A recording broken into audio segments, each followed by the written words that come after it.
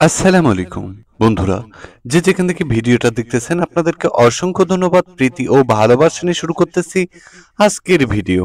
বন্ধুরা, আজকের ভিডিওতে আপনাদেরকে দেখাবো কি সাইজের বাথরুমের ওয়াল টাইলস এবং কি সাইজ ফ্লোর টাইলস আমরা এই বাথরুমটিতে ব্যবহার করেছি। বন্ধুরা, সেই সঙ্গে জানাবো এই টাইলসগুলো কিরকম গুণগত মান এবং কি কোম্পানি, আর বিস্তারিত কিছু আলোচনা হবে এই ভিডিওতে। এই জন্য বলছি ভিডিওটি স্কিপ না করে সম্পূর্ণ ভিডিও উপভোগ করতে থাকুন। বন্ধুরা, আমরা ফার্স্টে বাথরুমের উপরের সাইড লাইট, মাঝখানে ডেকো এবং নিচে ডিপ কোয়ালিটির টাইলস।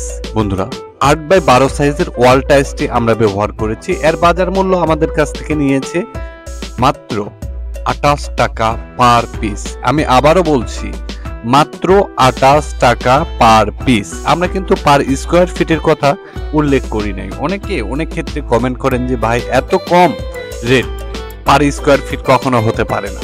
সো যার কারণে আপনাদেরকে বললাম। বন্ধুরা দেখুন, আরেকটি বিষয়, আমরা 2 লোডের টাইলস এই বাসাতে আরো একটা বাথরুমে ব্যবহার করেছিলাম। 2 লোডের টাইলস বলতে ছোট বড় হয়, বিভিন্ন কালারের ডিফারেন্স হয়, এই সমস্যাগুলো কিন্তু হয়ে যায়।